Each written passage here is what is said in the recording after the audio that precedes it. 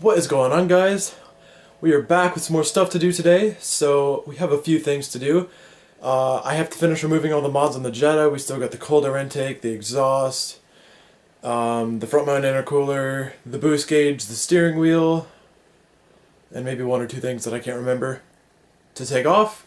I do need to drive around the block because last time I drove it, it felt really weird. It was making a few sounds since I put the stock suspension back on, and I don't know, maybe it's just resettling, but it was making some weird sounds. So take it for a quick drive around the block and see what's going on with that.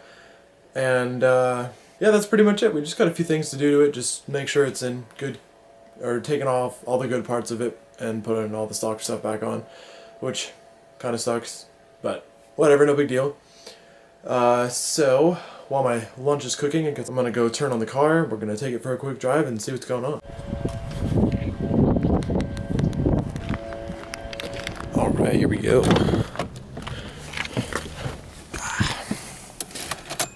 Let the fuel pump prime. I haven't been in this car forever.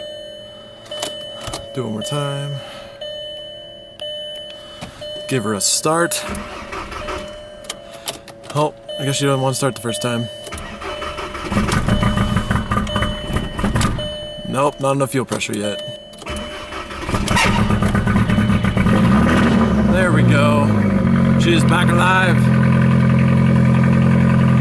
With that classic Mark IV starter squeak. And the fact that you guys probably can't hear me because this car is ridiculously loud. Alright, so I just remembered why the car didn't want to start on me. Normally it starts the first time. And cold start was doing okay. Did sound a little weird. And then all of a sudden, as soon as it came off cold start, RPMs had dropped about 500, they'd catch back up, sounded like the engine was about to die. And I totally remembered that. Just remembered this. There's something missing right there. Yep. I took out the diverter valve because I actually sold it, and I forgot to put one back in. So that would be why the car was definitely not having a good time. So let's go inside, grab the hose, and put a new diverter valve back on it so we can actually drive it. Alright, so I found a hose that actually fits the valve. And of course, I cannot cut this one because it does go to another car here. It actually did not come from the Jetta. The original hose from the Jetta is non-existent. So, Jetta, not gonna work with the front mount. As soon as I take out the front mount, and I can put this piece of crap back in, that intercooler back there, the stock side mount, this hose is actually basically the exact same hose that comes on the car, length and everything, so it'll be really close.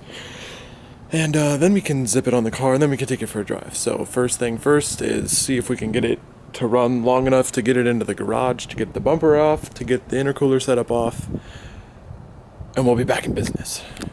But before we do any of that, I am going to take a lunch break because I have some spicy chicken wraps that I need to make, and I'm really hungry, and that sounds really good right now. So those chicken wraps were about the best thing I've ever had, and we're gonna come back out here to the Jetta, which I left the hood open on. I'm gonna shut that real fast. It's so dirty. I hate saying it's so dirty. We're gonna pull this car in the garage. Let's see if we can get it to start. Alright, shut the door quickly, roll down the window. This car's gonna hate me for doing this to it. I'm honestly kind of surprised it's like even running. It's got, not only does it have a huge boost leak, but it also has a gigantic vacuum leak.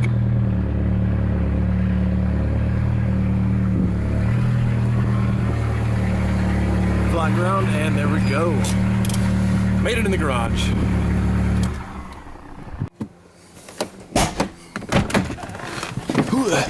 Well, I guess we're kind of on flat ground. Alright, let's get this really nice front mount intercooler setup off. Oh yeah. Alright, we are going to start taking these hose clamps off. Oh, wrong way.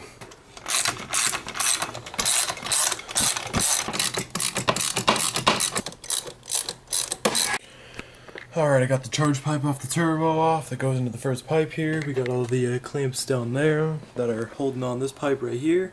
We're going to go ahead and take off the bumper real fast, which is just 5 bolts up here. And there should be some down underneath in these things right here, but I can't put those on because the intercooler's right there. So we are taking those 5 bolts off, sliding the bumper out, and getting to take off that intercooler.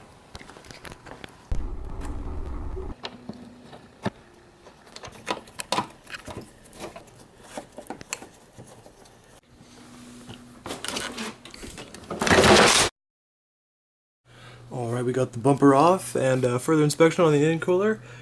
Looks like almost every single one of the fins is in basically perfect condition, which is awesome.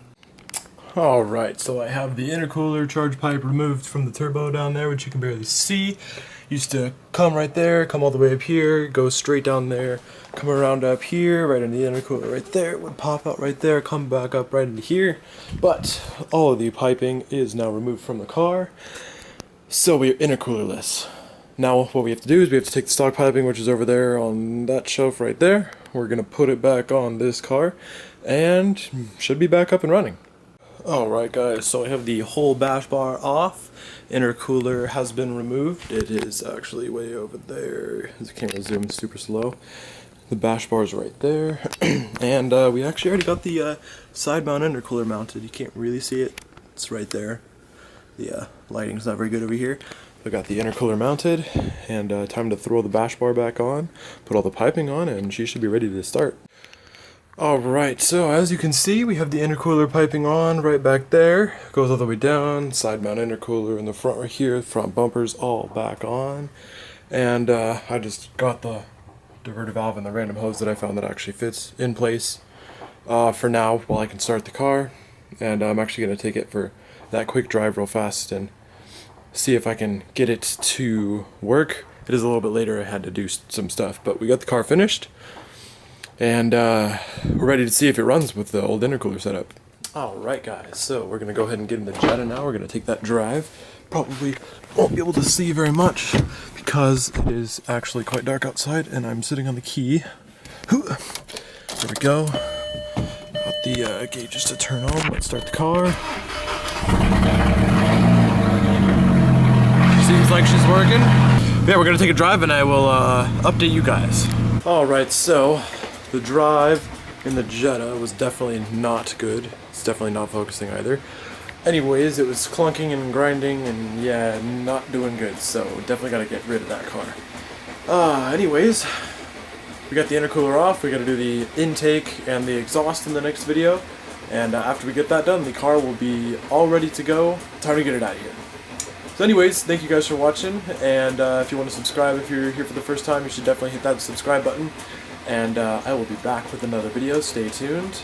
Like I said, big video coming up on the new car review. So anyways, thanks again for watching, and I'll see you guys in the next video.